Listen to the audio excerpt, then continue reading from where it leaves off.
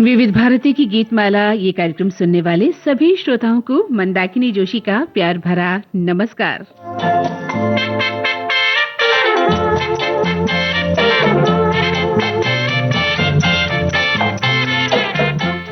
जी कहिए, कैसे हैं आप लोग? हमेशा की तरह अच्छे हैं? और विविध भारती की गीतमाला सुनने के लिए तैयार बैठे हैं, है ना? सच कह रही हूँ ना मैं?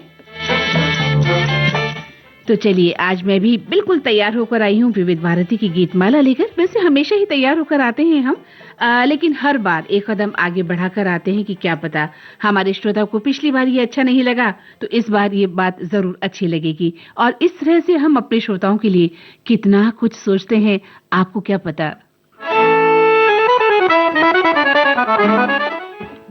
तो हुजूर, आज के गीत हम आपको बता दें कौन कौन से हैं। आज हमने फिल्म परख 1960 की, मेला 1971 की, ससुराल 1961 की, मदहोश 1951 की, चांद और सूरज 1965 की, महासती अनसुईया 1965 की, हरे कांच की चूड़ियां 1967 की, दमन 1951 की, नागमणि 1991 की और शराबी 1984 की। ये सभी फिल्में आपके लिए चुनी हैं। और आज इन फिल्मी गानों में क्या होगा ये हमारे श्रोताओं ने जान लिया है। बिल्कुल होंगे हमारे आभूषण। वही जो स्त्री पहनती है पुरुष भी पहनते हैं, लेकिन आज हम स्त्री के आभूषणों की यहाँ चर्चा करने वाले हैं। और आप सभी जानते हैं कि हमारी फिल्मों में आभूषणों से सजी जो महिलाएं हैं या नायिकाएं हैं, उन पर बहुत सारी फिल्में बनी हैं। क्लासिक झुमका हो या नाजुक मोतियों का हार हो, किसी भी महिला के आभूषण संग्रह का ये बहुत जरूरी हिस्सा होता है। हाँ, नाक की नथुली हो, पैरों की पायल हो, छम छम छम छम करते हुए आपके घुंघरू हो, हाथों की शोभा बढ़ाते कंगन हो, चूड़ियां हो, अंगूठी हो, ये सभी चीजें नारीत्व को और दिखा देते हैं। वैसे तो आपकी सच्चाई ही सबसे बड़ा, आपकी सादगी ही सबसे बड़ा आभूषण होता है। आप सच्चे हैं, सीधे साधे हैं, तो यही आपका आभूषण है। लेकिन दुनिया में हम रहते हैं और बहुत सारी चीजों से हम घिरे हुए हैं। जब स्त्री जीवन की हम बात करते हैं तो वहां पर वस्त्र और आभूषण बहुत मायने रखते हैं। और ये हमें कहने की जरूरत भी नहीं है, ये न केवल सुंदरता बढ़ाते हैं बल्कि सामाजिक, सांस्कृतिक और पारिवारिक जो पहचान है उसका प्रतीक होते हैं ये आभूषण। और इन्हीं पर हमारे फिल्मी गीतकारों ने इतने गीत लिखे हैं कि पूछिए मत। हाँ, हमने आपके लिए कुछ 10 चुनिंदा गीत आज के लिए चुने हैं। और इस गीतमाला में वही गीत मैं आपके लिए चुनकर लाई हूँ जिसमें कहीं न कहीं कंगन है, नाक की नथुली है, कानों का झुमका है ना? ये सभी हैं।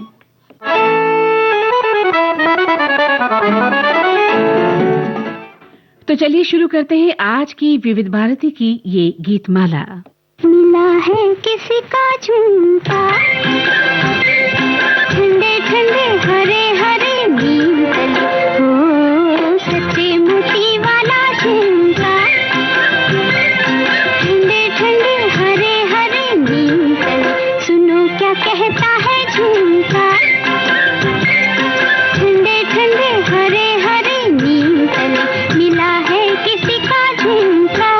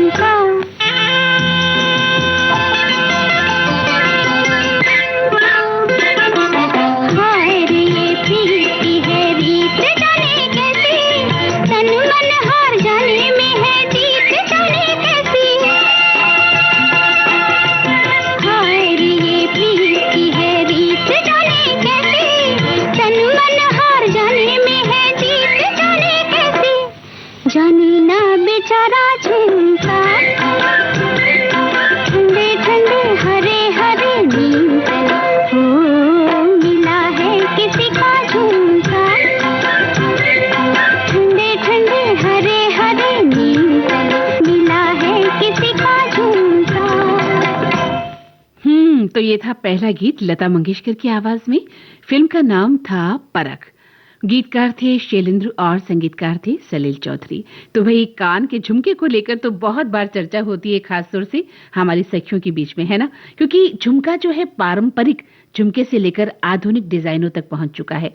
कितने ही प्रकार के झुमके आज बाजार में आ गए हैं और जब हम बाजार निकलते हैं या देखते हैं या बनाने के लिए जाते हैं तो पता चलते हैं कि कुंदन के, मीनाकारी के, चांद वाली के झुमके, क्लासिक झुमके, गोल झुमके, पता नहीं कैसे कैसे हस्तशिल्प के झुमके भी बनने लग गए हैं और अलग अलग किस्म के जो है आप झुमके बनाते हैं। हम बनाते हैं, देखते हैं बाजार में और बहुत सारे झुमके हम लेकर भी आते हैं। तो हमारी सखियां बताएंगी कि उन्होंने कौन कौन से झुमके पहने हैं अपनी ड्रेस के साथ। बहरहाल हम बताना चाहते हैं आपको कि आज हमारे श्रोताओं ने क्या लिखा है। अच्छा, ये भी बता देती हूँ कि जो नए श्रोता हैं वो www.facebook.com/vbs मुंबई पर जाकर हमें लिख सकते हैं। एक बार फिर से बता देती हूँ, www.facebook.com/vbs मुंबई। इस पर जाकर आप हमारी फेसबुक पेज से जुड़ सकते हैं और हमारे परिवार के सदस्य बन सकते हैं, है ना? तो बताती हूँ, एक श्रोता लिखते हैं कि भी नमस्कार, आज तो जो कार्यक्रम है वो गहने जेवर पहनकर आभूषणों का साज श्रृंगार करके आ रही हैं नायिका। देखो तो हरे नीम का झुमका, गोरी के हाथ का छल्ला, झनन झनन बजने वाला बिछुआ, हरे कांच की चूड़ियां, नौलखा हार और तुर्रेदार पगड़ी, ये अलंकार पहनकर गीतमाला की सुरीली सूरत चश्मे बदूर रहे, यही हमारी शुभकामना है।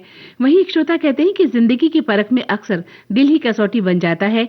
भीड़ भरे इस मेले में अपना कोई कहाँ नजर आता है। कभी रिश्तों का ससुराल मिला जहां मुस्कानों के पीछे सवाल मिले, कभी आंखें हुई यूं मदहोश कि अपने ही ख्वाब बेमिसाल मिले। कभी तुम थे जैसे चांद और सूरज एक साथ मगर दूर दूर, कभी त्याग बनी महासती अनसुया, सहन किया हर ताना हर दस्तूर। कलाई में थी हरे कांच की चूड़ियां, सपनों की खनक सुनाई देती थी, हर वक्त के दमन ने ऐसे तोड़ा कि हर आह बस तन्हाई देती थी। दिल में छुपी रही एक नागमणि, वाह जहर भी नूर भी उसी में था, और आखिर में मैं यूं ही शराबी बना, दर्द का सागर जामों में था। क्या बात है, क्या बात है। बहुत सुंदर कविता आपने आज की फिल्मों के नाम से बनाई है।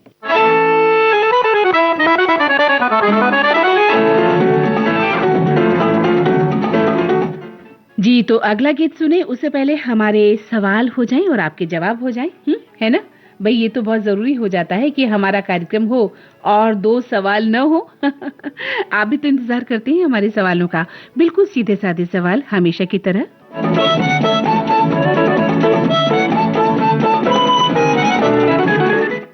हाँ, हमारा पहला सवाल ये है कि आपके यहाँ कौन से पारंपरिक आभूषण पहने जाते हैं, बनाए जाते हैं, या उसके लिए आप जाते हैं कि हमारे पारंपरिक आभूषणों को हम अपने पास रखेंगे। तो आपके यहाँ कौन से पारंपरिक आभूषण होते हैं, ये बताइएगा।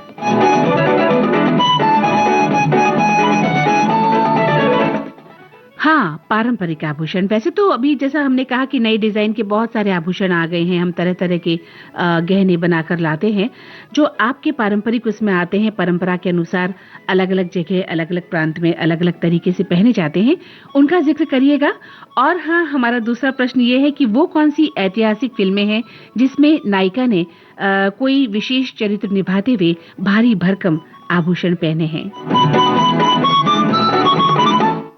आप फिल्मों के नाम के साथ नायिका का नाम लिख सकते हैं और आभूषणों के बारे में भी बता सकते हैं अगर आपको जानकारी हो तो। एक बार फिर से सवालों को दोहरा देती हूँ कि आपके यहाँ कौन से पारंपरिक आभूषण पहने जाते हैं, ये है हमारा पहला सवाल। और हमारा दूसरा सवाल ये है कि वो कौन सी ऐतिहासिक फिल्में हैं जिसमें नायिका ने कोई विशेष चरित्र निभाते हुए भारी भरकम आभूषण पहने हैं। तो फिल्मों के नाम बताने हैं, नायिका का नाम बता सकते हैं तो बताइएगा, और साथ ही कौन से आभूषण पहने हैं अगर ये जानकारी भी है तो उसका भी जिक्र कीजिएगा। और अब सुनते हैं कार्यक्रम का ये अगला गीत।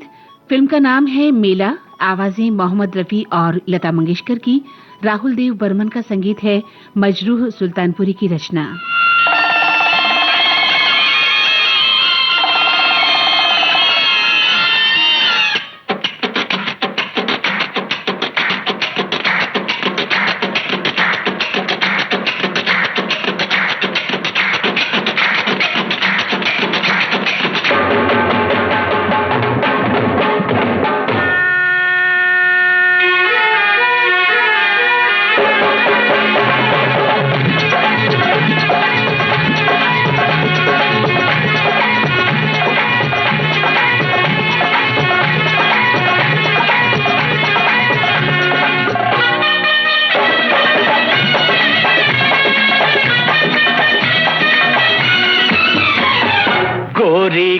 हाथ में जैसे ये छल्ला, ऐसी हो किस्मत मेरी भी अल्लाह। गोरी के हाथ में, गोरी के हाथ में जैसे ये छल्ला, जैसे ये छल्ला, ऐसी हो किस्मत मेरी भी अल्लाह। छूने न दूंगी उंगली में बाबू, बन जाओ चाहे चांदी का छल्ला।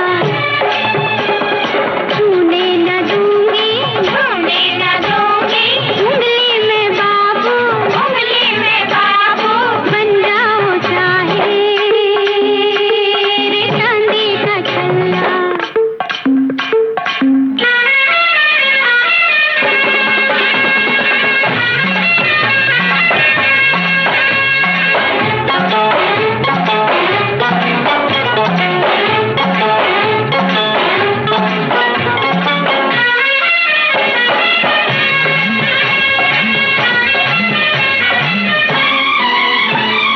जारे जारे हाथ को हमारे हाथ लगाना, ओ दिल लगी ना समझना। कोई लुटे कोई मर मिटे जग हो दीवाना, हो मैं जो बनूं तेरा गहना।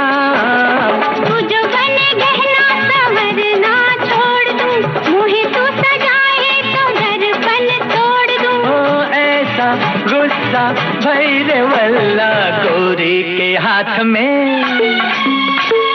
जैसे ये छल्ला, ऐसी हो किस्मत मेरी भी अल्लाह। छूने न दूंगी, छूने न दूंगी उंगली में बाबू, उंगली में बाबू, बन जाओ चाहे चांदी का छल्ला।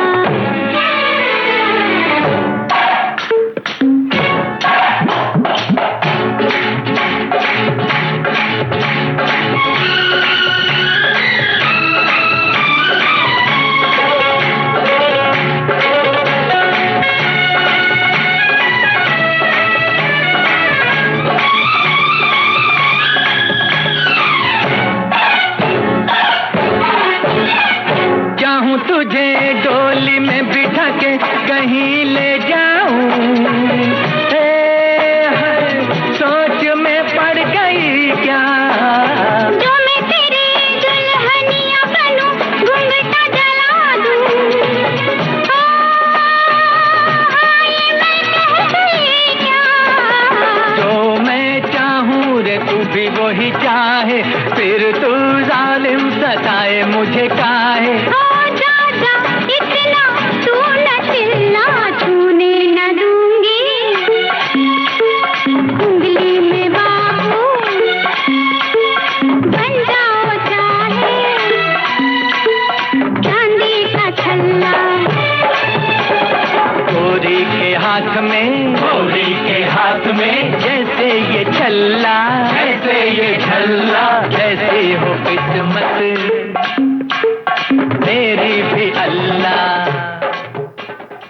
मोहम्मद रफी, लता मंगेशकर और साथियों को अभी आपने सुना। फिल्म का नाम था मीला।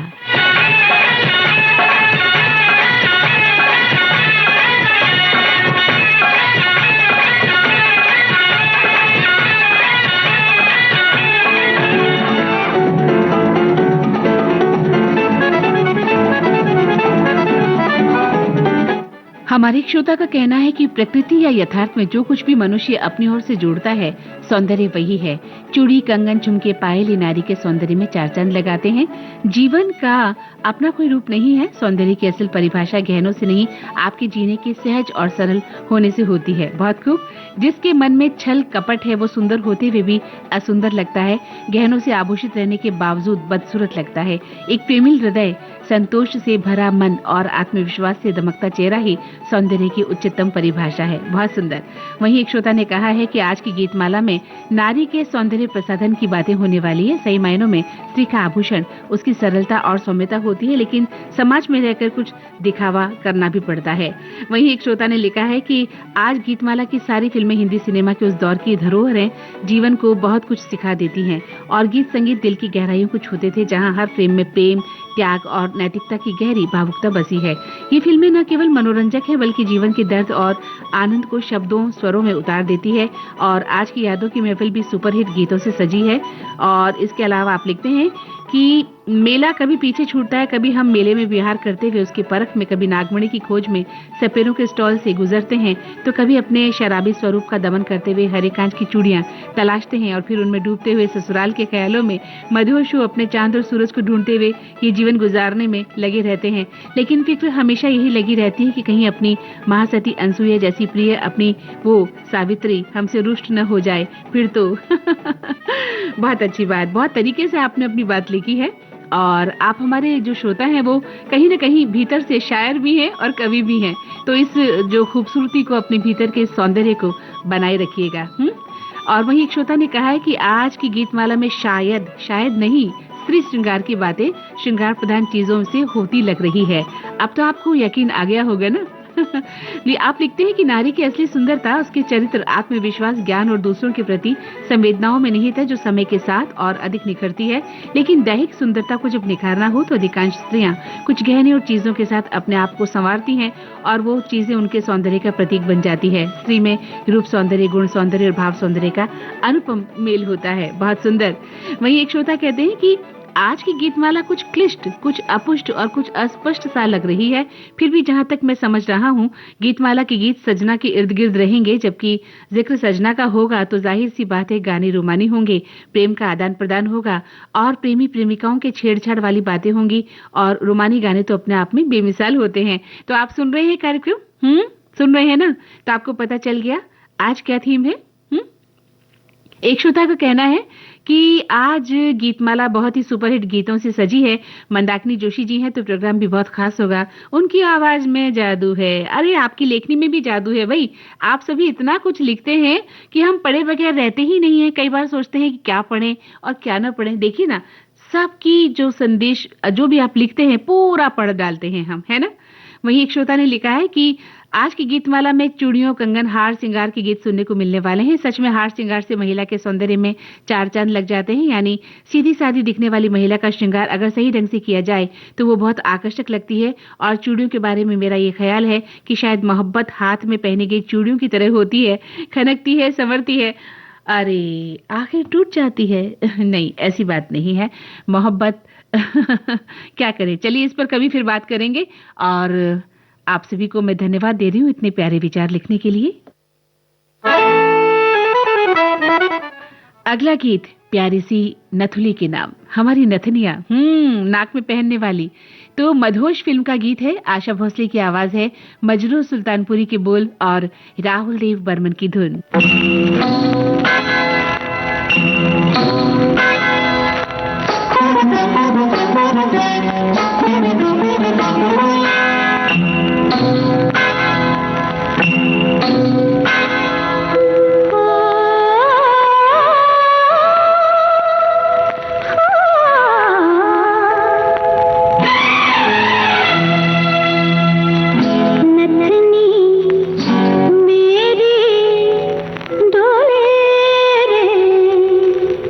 नथनी मेरी डोले रे, ओ कोई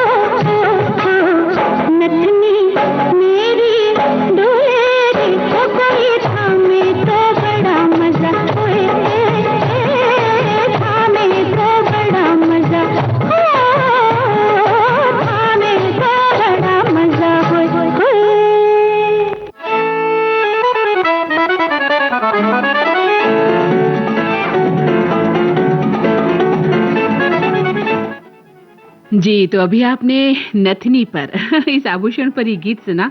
कितना सुंदर गीत था। और आप तो सभी जानते हैं कि हमारे देश की अगर हम बात करते हैं तो एक पारंपरिक आभूषण है ये नथनी, नाक की नथनी जिसे हम नथ कहते हैं।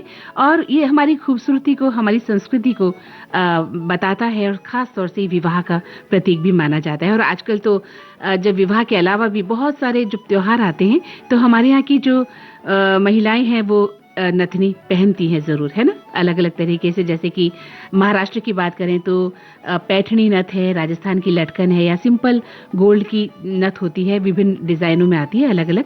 तो अलग अलग जगह अलग अलग तरीके की नथ होती है। उत्तराखंड की बात करें तो बहुत बड़ी गोल भारी भरकम नथ होती है। और आजकल तो अलग अलग डिजाइनों की नथ आने भी लग गई है। आपका क्या कहना है?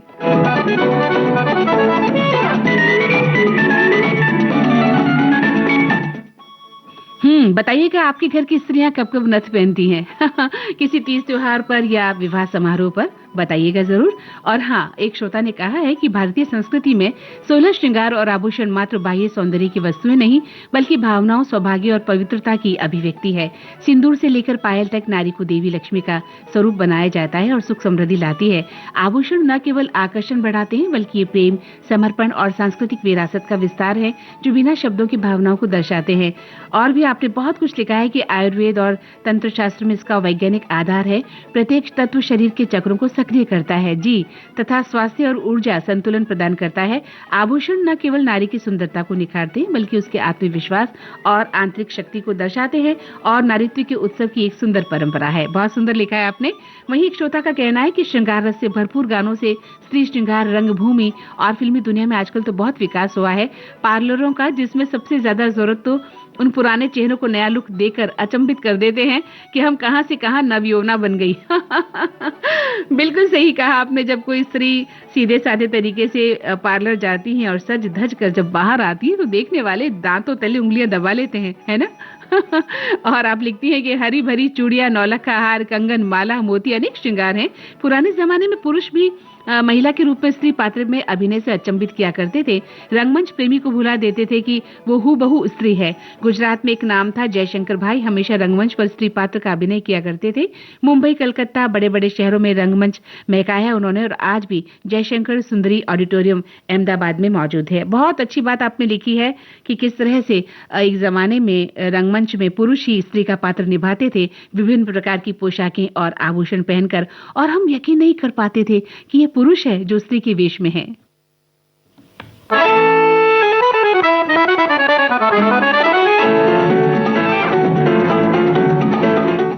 हमारे प्रश्न एक बार फिर से दोहरा देते हैं। जिन्होंने अभी अभी रेडियो सेट ऑन किया है इतनी देर के बाद, बहुत गलत बात है।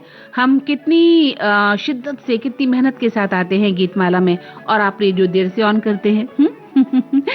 चलिए, तो बता देती हूँ सभी लोगों के लिए जिन्होंने शायद प्रश्न को सुना होगा लेकिन उन्हें ध्यान में नहीं आ रहा है, तो मैं बता देती हूँ। आज के प्रश्न है कि आपके यहाँ के पारंपरिक आभूषण कौन कौन से हैं। अलग अलग प्रांतों में अलग अलग तरह के आभूषण हैं, बताइएगा।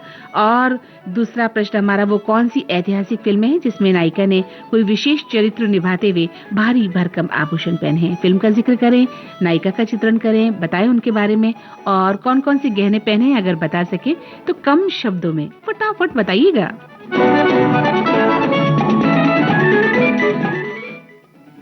तो अब चलते हैं ससुराल, जहां लता मंगेशकर गा रही हैं ये गीत। बहुत ही प्यारा गीत है, शैलेंद्र के बोल हैं और शंकर जयकिशन की संगीत रचना है ये।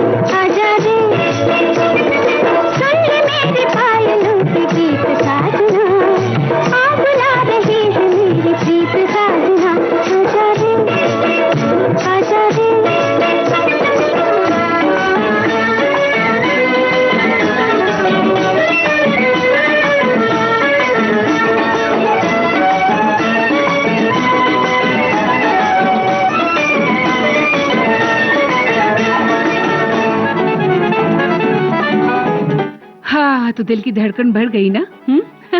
भाई पायलों की छुन छुन सुनने के बाद तो दिल की धड़कनें बढ़ ही जाती हैं, है ना। आप सभी जानते हैं कि जो पायल है वो एक केवल आभूषण के रूप में नहीं बल्कि हमारी जो भारतीय परंपरा है और नारीत्व की जो कोमलता है वो पायल की रुन झुन में छिपी होती है। क्योंकि नारी के पैर की जो सादगी है उसकी छन छन से दिलों में हमारी धड़कनें बढ़ा देती हैं। और किसी ने क्या खूब कहा है कि जब पैरों में वो पायल पहन के चलती है, जब पैरों में वो पायल पहन के चलती है, गलियां भी खामोश हो जाती हैं।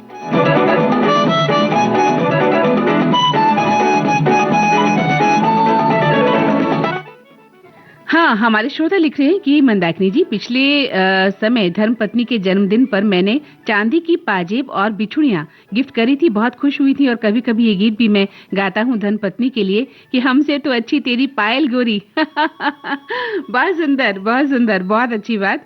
और वहीं एक श्रोता ने कहा है कि आपने जो पूछे उनके सवाल के जवाब हम दे रहे हैं। अच्छा, जवाब आ भी गए हैं। आपने लिखा है कि मंदाकिनी जी एक ही संदेश में दोनों सवालों के जवाब आ गए हैं। फिल्म बाजीराव मस्तानी में अभिनेत्री प्रियंका चोपड़ा ने बाजीराव की पत्नी काशी बाई की भूमिका में महाराष्ट्र के असल पारंपरिक गहने पहने हैं। जूड़े में अग्रफूल, गले में मंगलसूत्र, चिंचपेटी, वज्रटीक, तनमणि, हाथ में तोड़े, बाहों में बाजूबंद और वाकी, नाक में नथ, कमरपट्टा, पाँव में पैजण, पाँव की उंगलियों में जोड़वी, विरवली और मासोलिया, सभी पारंपरिक अलंकार है। बहुत सुंदर, बहुत अच्छे तरीके से आपने हमारे सवाल का जवाब दे दिया है। वाकई दोनों सवालों का जवाब दे दिया है। वहीं एक श्रोता ने कहा है कि आज की गीतमाला में शामिल फिल्मों के नाम देखकर ऐसा लग रहा है कि आपने तो जैसे शतरंज की बिसात बिछा दी है। क्यों भाई? शतरंज की बिसात तो हम कभी नहीं बिछाते। आगे आप लिखते हैं कि कई थीम दिमाग में आई लेकिन घूम फिरकर फिल्म महासती अनसुईया पर आकर अटक जाती थी। अब ये बात समझ नहीं आई कि धार्मिक फिल्मों के कथानक में तो श्राप और वरदान की बातें ज्यादा होती हैं, फिर लिस्ट की अन्य फिल्मों से इसका क्या साम्य है। जो कुछ समझ पाया उसके मुताबिक आज नारी के श्रृंगार को बढ़ाने वाले आभूषण वस्त्रों से वर्णित गीतों का रसास्वादन करने को मिलेगा। तो ठीक ही तो कहा आपने और बिल्कुल सही सोचा। शतरंज की बिसात हम नहीं बिछाते। वहीं एक श्रोता ने लिखा है कि मंदाकिनी जी आज विविध भारती के खजाने से कौन सी मोती चुनकर लाती हैं ये तो देखना ही है, परंतु अभी जो गीत बज रहे हैं ना वो भी किसी जवाहरात से कम नहीं है। अरे वाह, आपको गीत पसंद आ रहे हैं, बहुत अच्छी बात है। वहीं एक श्रोता ने कहा है कि आज पुराने फिल्मी गीतों की परख मंदाकिनी जी द्वारा की गई है, बहुत सुंदर परख है ये। और एक श्रोता कहते हैं कि आज की गीतमाला में नारी के सौंदर्य प्रसाधन की बातें होने वाली हैं। सही मायनों में स्त्री का आभूषण उसकी सरलता और सौम्यता होती है, लेकिन समाज में हम रहते हैं तो कुछ हमें दिखावा करना पड़ता ही है। और वही एक श्रोता ने कहा है कि प्रकृति या यथार्थ में जो कुछ भी मनुष्य अपनी ओर से जोड़ता है सौंदर्य वही है। चूड़ी, कंगन, झुमके, पायल नारी के सौंदर्य में चार चांद लगाते हैं। जीवन का अपना कोई रूप नहीं है, लेकिन हाँ ये सभी हमें पहनने भी पड़ते हैं। वहीं एक श्रोता ने कहा है कि हमारे यहाँ तो शादी के बाद मंगलसूत्र और बिछिया पहनना जरूरी होता है। बिछिया भी घुंघरू वाली जो चैन से आपस में जुड़ी होती है, 3 एक पैर में और 3 दूसरे पैर में। ये शादी के साल भर तक हमें पहननी पड़ती है। बहुत सुंदर।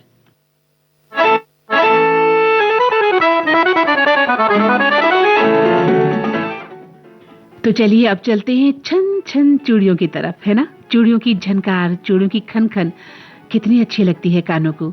तो सुनते हैं आशा भोसले की आवाज में हरे कांच की चूड़ियां, इस फिल्म का गाना।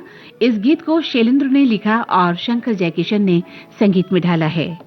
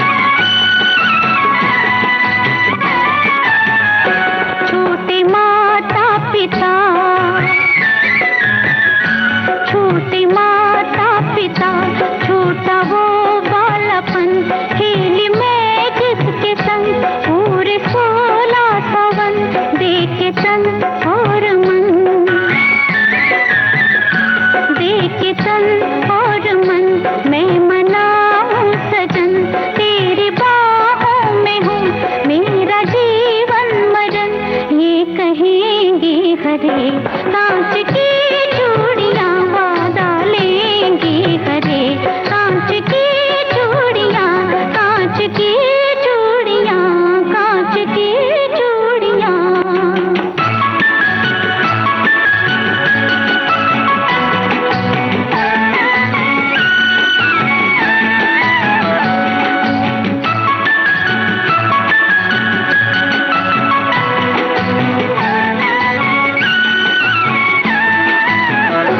दो सलोने वचन, दो सलोने वचन, तुमको मेरी कसम, ये कसम प्यार की, ये रसम प्यार की, अब निभाना सजन, अब निभाना सजन, मत भुलाना सजन, जाओ परदेस तो जल्दी आना सजन, वादा लेंगे हरे, कांच की चूड़ियां फिर कहेंगी हरे, कांच की चूड़ियां बज उठेंगी हरे, कांच की चूड़ियां, कांच की चूड़ियां, कांच की चूड़ियां। ये आवाज थी आशा भोसले की और फिल्म का नाम था हरे कांच की चूड़ियां। एक श्रोता कहते हैं कि आज सजना पर एक कविता पेश करता हूँ। शीशे के सामने ठहरना अच्छा लगता है, जब किसी की यादों में संवरना अच्छा लगता है। वो काजल की लकीर, वो माथे की बिंदिया, आज फिर उनके लिए सजना अच्छा लगता है। चूड़ियों की खनक में नाम है उनका, पायल की झंकार में पैगाम है उनका। यूं तो हंसी हम पहले भी थे, पर उनकी नजर से निखरना अच्छा लगता है। बहुत सुंदर, बहुत खूब। वही एक श्रोता ने कहा है कि आज की गीतमाला में नारी के सौंदर्य प्रसाधन की बातें हुई हैं। सही मायनों में स्त्री का आभूषण उसकी सरलता है। और वही एक श्रोता कहते हैं कि आपका जो दूसरा सवाल है उसका जवाब ये है कि बाजीराव मस्तानी फिल्म में दीपिका पादुकोण ने भारी भरकम आभूषण पहनकर नृत्य किया है। अच्छा, हाँ, बिल्कुल कहिए, बिल्कुल सही कहा आपने। और बाजीराव मस्तानी फिल्म में बहुत भारी भरकम जो है गहने पहने गए थे। अगर आपको पता हो तो बताइएगा उन गहनों के बारे में, अगर थोड़ी सी भी जानकारी आपको है कि उन गहनों को क्या कहा गया था। वैसे तो जहाँ तक मेरी जानकारी है पारंपरिक गहने थे वो, है ना, जिसमें काफी गहने और भारी ड्रेसें थी। वहीं एक श्रोता कहते हैं कि कड़ा छल्ला लाल लारी और तिदानो तोड़र बिछिया कारधोनी नाक माँ नथनी कान माँ कुंडल जानो कमर कारतनिया बाजूबंद सुहानी दूर पैजना, ये है गहने पुराने। अरे वाह यानी कड़ा छल्ला लाल लारी और तिदानो तोड़र बिछिया कारधोनी नाक माँ नथनी कान माँ कुंडल जानो कमर कारदनिया बाजूबंद सुहानी दूर पैजना, ये है गहने पुराने। बहुत सुंदर तरीके से आपने अपनी बात कही है। और वहीं एक श्रोता का कहना है कि हमारे यहाँ लड़की की शादी में नथनी जरूर दी जाती है और वो मामा के घर से आती है। वहीं एक श्रोता ने कहा है हमारे यहाँ शादी के बाद पैरों में बिछुए पहने जाते हैं, उन्हें बदल तो सकते हैं लेकिन उतार नहीं पाते। एक श्रोता का लिखना है कि दूरदर्शन पर मालगुडी डेज में सोने का कमरबंद एक कहानी आती थी, बहुत बढ़िया कहानी थी। वहीं एक श्रोता कहते हैं कि हमारे पंजाब में महिलाओं के लिए गले का हार, कानों में कांटे, अंगुली में अंगूठी, मंगलसूत्र, बाहों में चूड़ियां, माथे का टीका, पायलों में झांझर जैसे आभूषण होते हैं।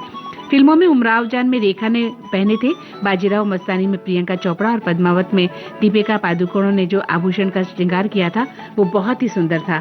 वहीं एक श्रोता का कहना है कि डिम्पल कापड़िया ने लेकिन फिल्म में राजस्थान के पारंपरिक गहने पहने थे। वहीं एक श्रोता ने कहा है कि हम आपके हैं कौन इस फिल्म में रेणुका शाहनी जी की विदाई के समय जो नथनी पहनी जाती है वो इतनी अच्छी थी कि जब भी हम ये सीन देखते हैं बहुत अच्छा लगता है। बहुत सुंदर नथनी पहनी थी रेणुका जी ने।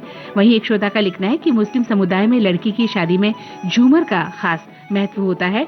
और एक श्रोता कहते हैं कि जेवर तो सभी को पसंद आते हैं और शादी के समय मायके ससुराल से उपहार स्वरूप भी मिलते रहते हैं, पर कुछ समय पहले माँ के घर में गई तो उनके जो जेवर थे, भाइयों ने हमें सभी बहनों को उपहार स्वरूप में दिए थे माँ के जेवर। वहीं एक श्रोता कहते हैं कि फिल्म संघर्ष में वैजंती माला ने बहुत भारी भरकम गहने पहने थे, उत्सव में रेखा ने सोने के गहने पहने और इस फिल्म में तो रेखा ने बच्चे का मन रखने के लिए अपने गहनों की एक खूबसूरत गाड़ी भी बना दी थी। यानी आपने बहुत ही गहराई से इन फिल्मों को देखा था, है ना?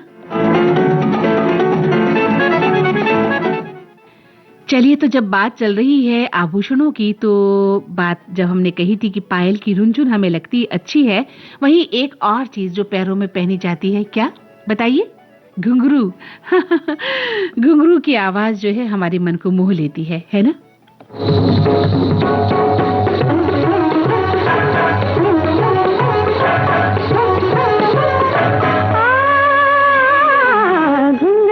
बोलत झुम छनन छनन घुंगरवा बोलत झुम छनन छनन थिरक थिरक नाचे अंग अंग मोरा थिरक थिरक नाचे अंग अंग मोरा पवन चलत झुम छनन छनन घुंगरवा बोलत झुम छनन छनन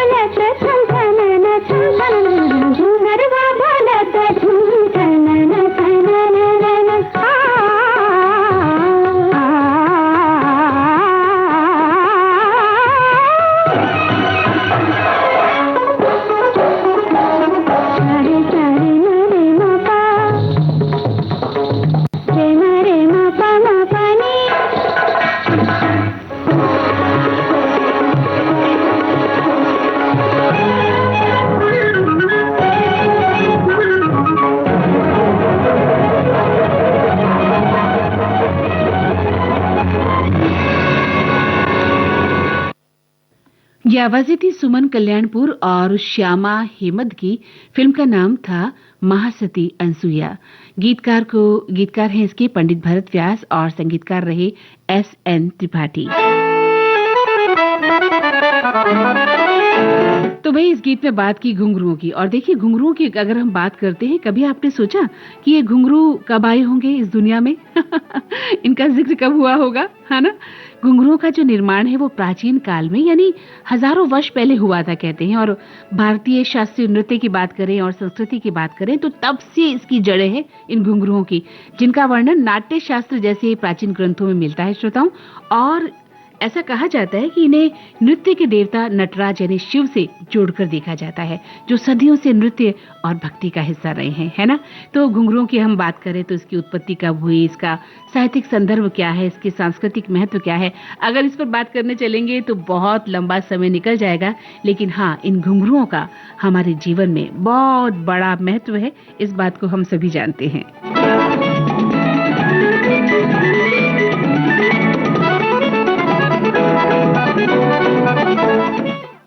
आई सुनते हैं कार्यक्रम का ये अगला गीत।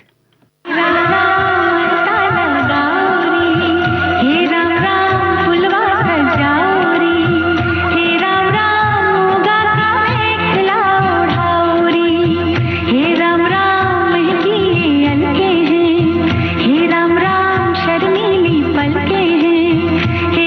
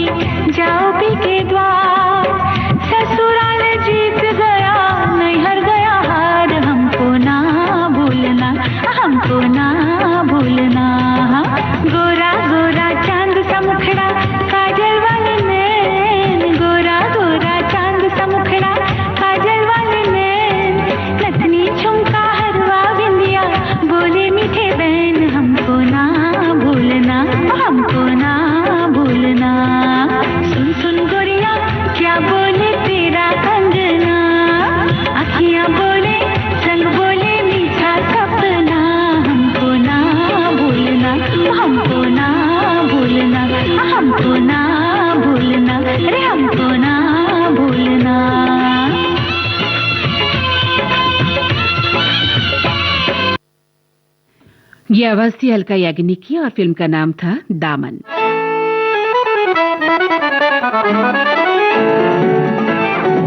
हमारे एक श्रोता ने लिखा है कि मैं खुद अपनी दुकान पर आर्टिफिशियल आभूषण बेचता हूँ, जिनमें पांवों में पायल, बिछिया, गले के लिए मंगलसूत्र, चेन वाले पेंडल, हाथों के लिए गोल्ड प्लेटेड चूड़ियां, पाटले, कमर के लिए कमरबंद, कनकती और बाहों में बाजूबंद होता है और बहुत सारी चीजें हैं जो महिला के सौंदर्य को बढ़ा देती हैं।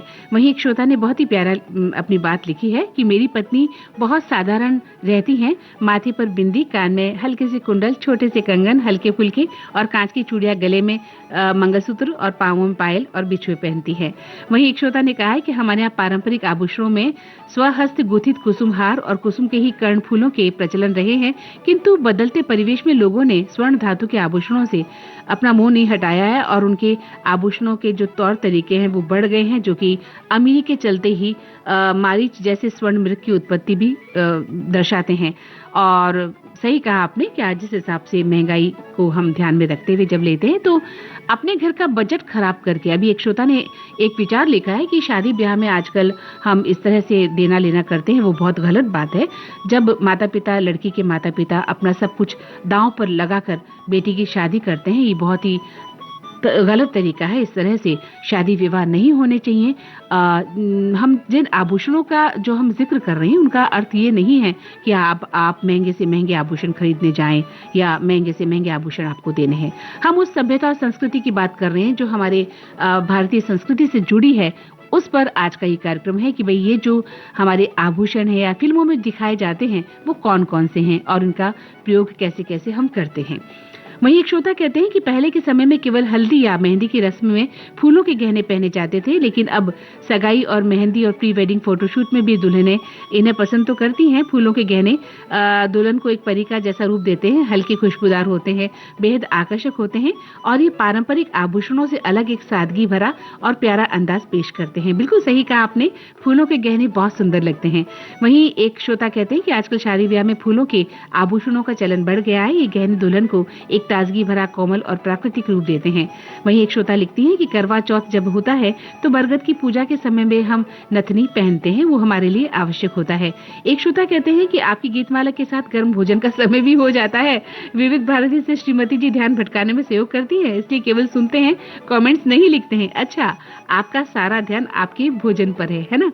वहीं एक श्रोता ने लिखा है कि आपके जो प्रश्न है उसमें ऐतिहासिक फिल्म थी 2008 में जोधा अकबर। अभिनेत्री ऐश्वर्या रॉय ने सबसे ज्यादा गहने पहने थे। फिल्म में रानी जोधाबाई के किरदार में उन्होंने लगभग ऐसा कहा है कि 200 किलोग्राम के सोने और कीमती पत्थरों से बने आभूषण पहने थे और जिसे 70 कारीगरों ने तैयार किया था।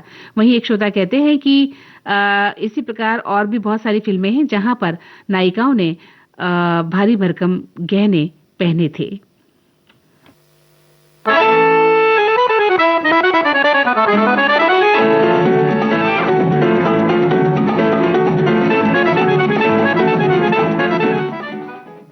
ये है कार्यक्रम का आखिरी नगमा। सलील चौधरी का संगीत है, शैलेंद्र की रचना, लता मंगेशकर की आवाज और फिल्म का नाम चांद और सूरज।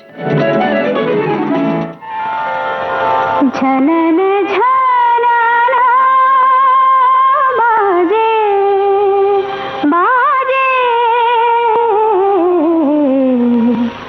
झनन झनना बाजे, बिछुआ बाजे, ननदी जागे कैसे आऊं मितवा मोर। झनन झनना बाजे, बिछुआ बाजे, ननदी जागे कैसे आऊं मितवा मोर। झनन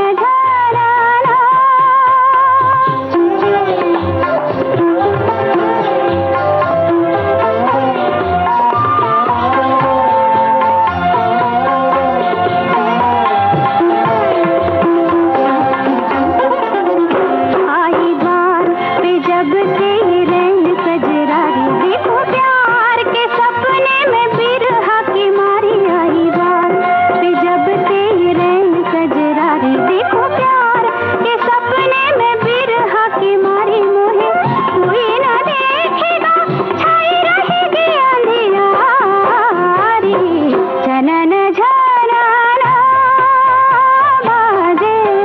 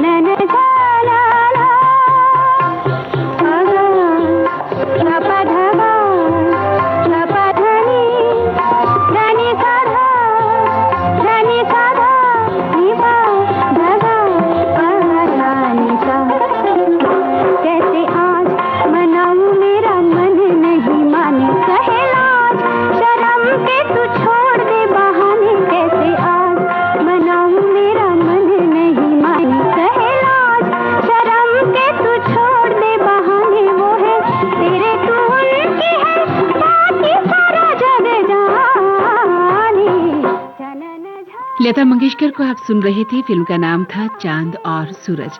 हमारे एक श्रोता कहते हैं कि मंदाकिनी जी, आज का कार्यक्रम आपने महिला मित्रों के लिए ही रख दिया है। आपके दोनों प्रश्नों के जवाब हम तो दे ही नहीं सकते, लेकिन हमें कोई शिकायत नहीं। चलिए, आज हमारे हिस्से में सुंदर गाने ही सही। बहुत खूब। ऐसा कोई विचार मेरा नहीं था कि महिला मित्रों के लिए कार्यक्रम रखा गया है, बल्कि हमारे पुरुष साथी और महिला मित्र मिलकर सुनते हैं कार्यक्रम को और बराबर शिरकत करते हैं। तो मैं आपको धन्यवाद देती हूँ, तहे दिल से आभार, बहुत बहुत धन्यवाद कि आप सभी ने इस कार्यक्रम में अपना अमूल्य सहयोग हमें दिया है। और अब विविध भारती की गीतमाला से मंदाकिनी जोशी चाहती हैं इजाजत। फिर मिलूंगी किसी और कार्यक्रम में, है ना? तब तक के लिए कीजिए इंतजार और स्वीकार कीजिए मेरा नमस्कार।